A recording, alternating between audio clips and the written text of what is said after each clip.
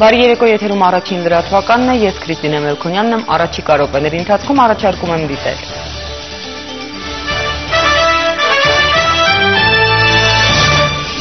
Տնտեսական ճգնաժամի երկրորդ ալիքի մասին խոսելը վաղ է, այնուամենայնիվ մենք պատրաստ ենք դիմակայել մարտահրավերներին։ Թիմ և տարածքային կառավարման ու միջազգային կառույցների 300-ից ավելի ներկայացուցիչների մասնակցությամբ ջերմուկում մեկնարկած Հայաստանի գյուղատնտեսական համայնքների ֆորումում հայտարարել է նախագահ Սարգսյանը։ Նոբելյան մրցանակի դափնեկիր Ռուսաստանի գիտությունների ակադեմիայի փոխնախագահ Պետդումայի անդամ Ժորես Ալֆիորովն արդեն նաև Հայաստանի գիտությունների ակադեմիայի պատվավոր անդամ է։ Էլեկտրոնային երրորդ հեղափոխության ակունքներում կանգնած ֆիզիկոսին ընդունել է հանրապետության նախագահը։ Հայաստանի տնտեսության ամենամրցունակ ոլորտը բարձր տեխնոլոգիաների 4-րդ ամենամյա Armtech Congress 2011 համաժողովի կարգախոսն է սովորել անցյալից, բացահայտել ապագան։ Նպատակը գործարար նոր կապեր հաստատելն է ու ներդրումներ ներգրավելը։ 20 բնակարան հայրենիքի պաշտպաններին Գորիսում շահագործման է հանձնվել ազգային բանակի 20 սպաների ընտանիքների համար նախատեսված բնակելի շենքը։ Եվ ֆուտբոլային կրքեր մեր ֆուտբոլային պատմության թերևս ամենակարևոր Հայաստան-Իռլանդիա հանդիպումից առաջ։ Մեր հավաքականին հավատում ենք ոչ միայն մենք, այլ նաև օտարները, միջազգային մամուլի արձագանքները։ Ինչպես ուժեղացնել տեղական ինքնակառավարումը, համայնքային խնդիրները լուծելի դարձնել համայնքի ղեկավարի համար, բայց ոչ թե իր հայեցողությամբ, այլ իր շահ բնակչի։ Առաջին անգամ համայնքային կառավարման խնդիրներն ու նաև դրանց լուծման հնարավոր եղանակները քննարկվում են Հայաստանի գյուղատնտեսական համայնքների ֆորումում։ Թիմ 15-ամյակի հոբելյանական հավաքը մեկնարկել է այսօր ջերմուկում տեղական ինքնակառավարման և տարածքային կառավարման մարմինների, ինչպես նաև միջազգային կառույցների 300-ից ավելի ներկայացուցիչների մասնակցությամբ։ Ֆորումն ուղեկցվել է նաև գյուղատնտեսական արտադրանքի և գյուղոլորտին անհրաժեշտ ծառայությունների ցուցադրությամբ։ Համայնքների զարգացման համար կարևոր է ներդրումների ներգրավումը, իսկ դրա համար անհրաժեշտ է միջազգային շուկայում ներկայացնել տվյալ համայնքի համեմատական գրավչությունը։ Կեսօրից հետո համաժողովի մասնակիցներին է միացել նաև հանրապետության նախագահը Սերժ Սարգսյանը Վայոց ձորի մարզում էր աշխատանքային այցով։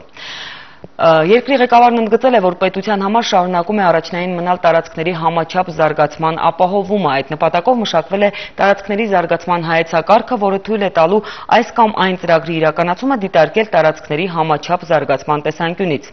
Երկրի ղեկավարի խոսքով հանրապետական նշանակություն ունեցող ծրագրերը, որոնք հիմնականում իրականացվում են նախարարությունների միջոցով, ևս մշակվում ու կյանքի են կոչվում խորհրդակցելով տեղական ինքնակառավարման մարմինների, մարզպետների և այլ շահագրգիռ կողմերի հետ։ Ջերմուկի ջերմ արևի տակ հանրապետության գյուղապետերն ու քաղաքապետերը հավաքվել են տարեկան ժողովի։ Հանդիպումը հոբելյանական է, նվիրված Հայաստանում տեղական ինքնակառավարման մարմինների թիմ 15-ամյակին։ Համայնքներում ով ինչ խնդիր է կարողացել լուծել այս տարի, սա է բակում զրույցների հիմնական թեման։ Ես գումարային չեմ կարող ասել, բայց 5 բազմաբնակ շենքերի տանիքները վերանորոգվել, ինչպես նաև գումարով եք այո, ինչպես նաև ճանապարհներ։ Տանիքների հարցին հերթը չի հասել Տավուշի սահմանամերձ Չինարի գյուղում հունվարից հետո կարողացել են միայն խմելու ջրագիծ անցկացնել։ Մտածում են գումար հայթայթել, որ հաջորդ խնդրի լուծումը չուշանա։ Առաջնահերթ խնդիրը ճանապարհների ասֆալտապատման խնդիրն է, Բերդ Չինարի ճանապարհահատվածը, որը ստրատեգիական մեծ նշանակությունով ճանապարհը, սահմանամերձ տարածք 6 համայնքեր են օգտվում,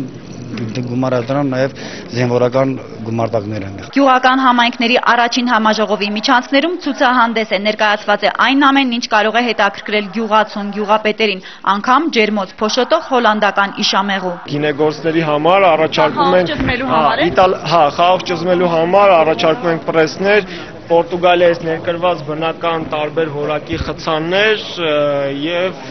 ինչպես նաեւ մյուս այլ գյուղատնտեսական ապրանքներ, այստեղ մենք ունենք խոթհնդիչներ,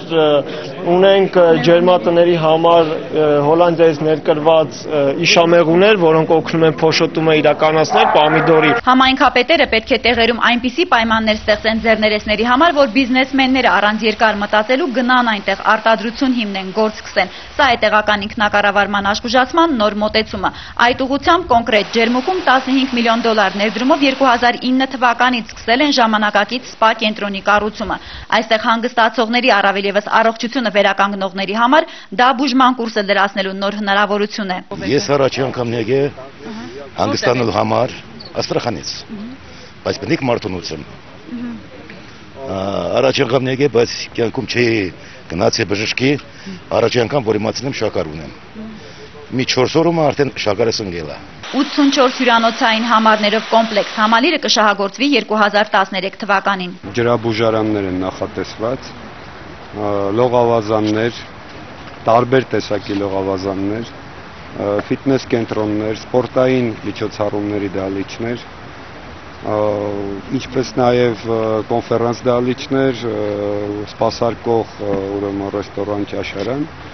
եւ հյուրանոցային համարներ։ Սպա կենտրոնի հարևանությամբ ջրային ավազանների կամուրջների վրա կկառուցվի նաև եվրոպական նախատիպով արվեստի թեթև կենտրոն։ Նախագծերը հանրապետության նախագահին գլխավոր ճարտարապետը տեղում է ներկայացրել։ Օրվա մյուս մասը Սերժ Սարգսյանն անցկացրել է համայնքային համաժողովում։ Մարզերի հավասարաչափ զարգացումը երկրի ղեկավարի նախընտրական ծրագրերից է։ Ֆինանսական տարբեր աղբյուրներից, բյուջեի փողերով, միջազգային վարկերով, 1001-ի մարտահրավերների գումարներով եւ այլ միջոցներով երկիրը փորձում է թեթևացնել գյուղացու սոցիալական վիճակը։ Խմելու եւ ոռոգման ջրագիծ է անցկացնում ճանապարհ նորոգում, որ այգուց բերքը հեշտ տանեն շուկա։ Ես ուզում եմ հայտարարել, որ մենք մշտապես սատար ենք կանգնելու ձեզ, մշտապես բարձրացնելու ենք տեղական ինքնակառավարման մարմինների դերակատարությունը եւ համոզված ենք, որ դուք եւս տրամադրված եք վճռական եւ դուք ելնելով ձեր բնակավայրի, ձեր գյուղի, ձեր համայնքի շահերից կարողանալու եք բարձրացնել այն աթոռի դերը, որի վրա դուք նստում եք։ Սա էական հանգամանք է։ Մենք պիտի հասնենք մի այնպիսի միջավայրի, որպեսզի մեր բոլոր գյուղական համայնքները 900-ի մոտ գյուղական համայնքներ ունենք, որպեսզի այդ գյուղական համայնքների բնակչությունը գիտակցի տեղական ինքնակառավարման մարմնի դերակատարությունը եւ տեղական ինքնակառավարման մարմնի գործունեության մեջ տեսնի նաեւ իր բարեկեցության աղբյուրը։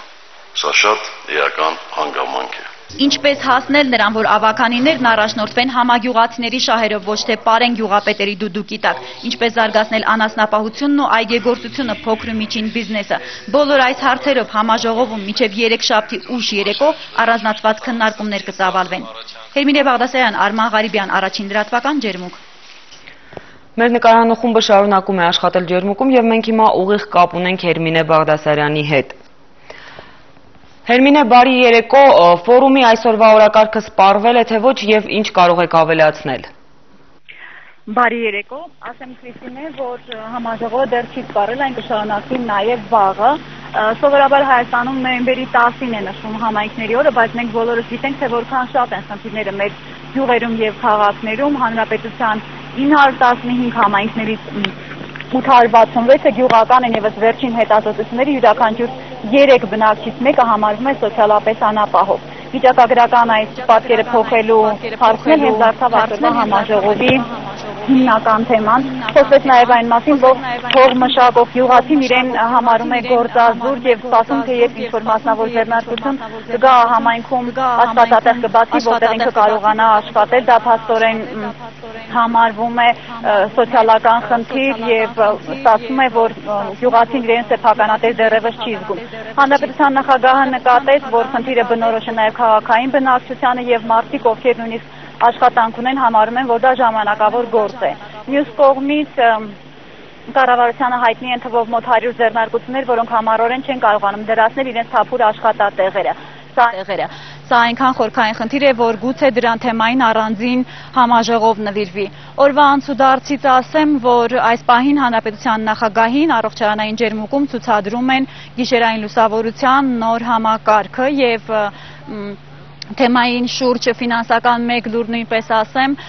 գուցե համայնքների օրվա կապակցությամբ նախորդ 5 շաբթի կառավարությունը լրացուցիչ 10 միլիարդ դրամ հատկացրեց մարզերում հրատապլուծում պահանջող խնդիրների լուծմանը, առաջին 10 միլիարդը հատկացվել էր տարվա սկզբին եւ այժմ հայտնի է նաեւ երկրորդ 10 միլիարդի բաշխման սխեման, որ մարզը որքան գումար է ստանալու եւ քանի գյուղ կկարողանա օգտվել այս ծրագրից, առաջարկում եմ լսել տարածքային կառավարման նախարար փոխվարչապետ Արմեն Գևորգյանի մեկնաբանությունը։ Այսքան այս պահին, Քրիստինե։ Բաշխման սկզբունքը եղել է մարզի բնակչության թվականակը, ըստ էության հավասարաչափ չի բաշխվել, ունենք մարզեր, որոնք ստացել են 1 միլիարդ 300 միլիոն դրամ, ամենանվազագույն թիվը բաշխվելով Վայոց-Ձորի հասանելիքն է եղել, հաշվի առնելով բնակչության թվաքանակը։ Ծրագրերը ընտրվել են ըստ համայնքներից ներկայացված հայտերի, առավելությունը տրվել է այն ծրագրերին, որոնք ունեն երկարատև պատմություն, տարիներ շարունակ խնդիրները լուծում չեն ստացել այս կամ այն պատճառով։ Երկրորդ տեղում եղել են այն ծրագրերը, որոնք այս կամ այն ծրագրերով նաև համաֆինանսավորում ունեն, ինչը հնարավորություններ տալու նույն ֆինանսական ռեսուրսների շրջանակներով ավելի մեծ քանակությամբ ծրագրեր իրականացնելու։ Ընդհանուր առմամբ մենք առաջի եւ երկրորդ ծրագրով իրար հետ մոտավորապես 347 գյուղական միայն համայնքներում ենք իրականացրել ծրագրերը, դա նշանակում է, որ ոչ բոլոր համայնքներում են ծրագրեր իրականացնել, որովհետեւ ֆինանսական ռեսուրսները չեն կարող բավարարել։ Հույսով եմ, որ ծրագիրը շարունակական կլինի, նաև այն չափանիշներով, որ այսօր ֆորումի ժամանակ հանրապետության նախագահը մատնանշեց, եւ մնացած համայնքները, որոնք այս առաջի երկու ծրագրերով ընդգրկված չէին, նույնպես հնարավորություն կունենան ընդգրկվելու եւ որոշ ծրագրեր իրականացնելու։ Ես հիշեցնեմ, որ ջերմուկում աշխատում էր իմ գործընկեր Հերմինե Բաղդասարյանը, այնտեղ այսօր մեկնարկել է Հայաստանի գյուղատնտեսական համայնքների ֆորումը, որտեղ քննարկվում են համայնքային կառավարման արդյունավետության հարցերը։ Համաժողովը շարունակվելու է նաև վաղը, մենք էլ շարունակելու ենք հետևել ֆորումի աշխատանքին։ Մինչև Վայոց-Ձորի մարզ մեկնել է, նախագահ Սարգսյանն ընդունել է ֆիզիկայի բնագավառում Նոբելյան մրցանակի դափնեկիր Ռուսաստանի գիտությունների ակադեմիայի փոխնախագահ Պետդումայի անդամ Ժորես Ալֆիորովին։ Երկրի ղեկավարը կարևորել է գիտակրթական կապերի ամրապնդումը հայ-ռուսական ռազմավարական գործընկերության համատեքստում եւ հույս հայտնել, որ հարուստ պատմություն ու ավանդույթներ ունեցող այդ համագործակցությունը հիմք կդառնա նոր գիտական ձեռքբերումների, իշահ համայն մարդկության եւ երկու բարեկամ ժողովուրդների։ Սերժ Սարգսյանը նաեւ շնորհավորել է գիտնականին Հայաստանի գիտությունների ազգային ակադեմիայի պատվավոր անդամ ընտրվելու կապակցությամբ։ Նախագահ Սարգսյանն ու Ժորես Ալֆիորովը անդրադարձել են ժամանակակից գիտության զարգացման հեռանկարային բնագավառներին, քննարկել գիտական աշխատանքի կազմակերպման եւ նոր տեխնոլոգիաների խրախուսման հարցերը։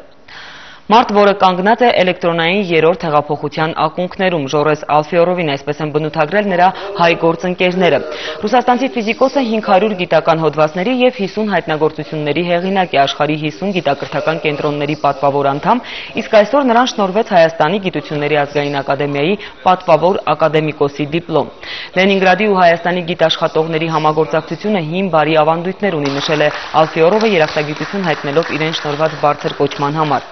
Լենինգրադյան գիտական դպրոցի ներկայացուցիչներ էին Վիկտոր Համբարձումյանը, Հովսեփ Օրբելին, Ալիխանյան եղբայրները։ Հայ ֆիզիկոսների համագործակցությունը Լենինգրադյան դպրոցի հետ շարունակվում է նաև այսօր։ Կան գիտական ու կրթական կոնկրետ առաջարկներ, ասել է ակադեմիկոս Էդվարդ Ղազարյանը եւ հույս հայտնել, որ Հայաստանում կբացվի Ալֆիորովի հիմնադրամի մասնաճյուղը, որը գիտական կապերի եւ համատեղ հետազոտությունների հնարավորություններ կընձեռի նաև հայ երիտասարդ տաղանդավոր մասնագետներին։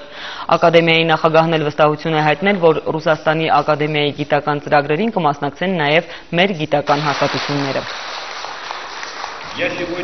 Այսօր ես հանդիպել եմ ձեր երկրի նախագահին, մոտ 1 ժամ զրույց եմ ունեցել նրա հետ եւ շատ լավ տպավորություն եմ ստացել։ Մենք քննարկեցինք խնդիրների մի ամբողջ շարք, կարծում եմ այսօր շատ կարեւոր է, որ քաղաքական ղեկավարությունը հասկանում է, որ առանց զարգացնելու գիտական հետազոտությունները, առանց զարգացնելու նոր տեխնոլոգիաները երբեք դուրս չեն գա այն խորքային ճգնաժամից, որում գտնվում ենք։ Եվ դրանում արտակարգ կարեւորություն է ստանում մեր համագործակցությունը։ Գիտական աշխատանքը բերում է բարեկեցություն եւ նույնը պետք է բերի նաեւ գիտաշխատողներին։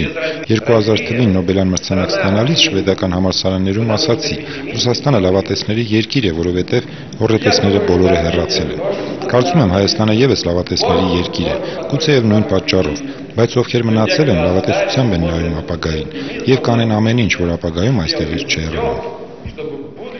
Մակրոտնտեսության պատճառահետևանքային կապերի ուսումնասիրությունը Նոբելյան մրցանակ է պարգևել Թոմաս Սարջենթին Նյու Յորքի համալսարանից եւ Քրիստոֆեր Սիմսին Փրինսթոնից։ Գիտնականները պարզել են, թե ինչպես են սղաճի մակարդակի մասին կանխատեսումներն ու նաեւ քաղաքական իրադարձությունները անդրադառնում սպառողների վարքի վրա։ Իդեպ տնտեսության ոլորտում մրցանակը Նոբելի կտակում նշված չէ։ 1969-ին այն սահմանել է Շվեդիայի բանկը։ Ավանդույթի համաձայն դափնեկիրների անունը հրապարակում է Գիտությունների թագավորական ակադեմիան։ Այս տարի մրցանակը կազմում է մոտ $1.5 միլիոն։ Հայաստանում բարձր տեխնոլոգիաների ոլորտը տարեկան աճում է 20%-ով, ինչը համեմատելի է հանքահումքային ոլորտի հետ։ Բարձր տեխնոլոգիաների զարգացումն իր ներդրումն է ունենում նաև տնտեսության մյուս ճյուղերի